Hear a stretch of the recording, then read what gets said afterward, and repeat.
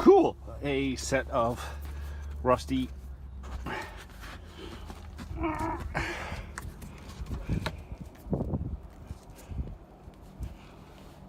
side cutters. And they're mine now. Hey guys, it's Dave from Ghetto Van Adventures. I was at the scrapyard the other day and I came across these side cutters. And they're nice but rusty. They're snap-on. I don't know if you can see that. They're snap-ons. So I'm going to show you how to clear up some rust off equipment, tools, that sort of stuff. I cut open a washer fluid container. I throw those in there because that's about the only thing I had that would hold it. And just dumping in some vinegar. Just bury the thing in vinegar. There. And now that that's done, and I'm just using straight vinegar, nothing else. See?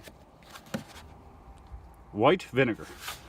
I'm gonna throw that in the house, let it sit inside for a day or two, and then I'll show you the results, and I think you'll be impressed. It's Dave from Ghetto Van Adventures. We're back. It's kind of disgusting in the container. We're gonna pull these out, empty this out, pull these out. Oh, look at that. That's gross. There they are. Now I'm going to dry them all up and we'll see what we have. I'll show you another little thing I do to them afterwards. You might want to wear a pair of gloves for this. And there's after they're rinsed down. Look at that. Took them from all rust, and I can see the name, everything. I'll dry these off, let them sit for a little while, and I'll show you how I coat them so they don't rust again. Hey guys, we're back. I'm gonna coat these now that it's dry. I use this stuff. It's a rust converter. Pretty easy to use. Just literally spray it on, let it dry.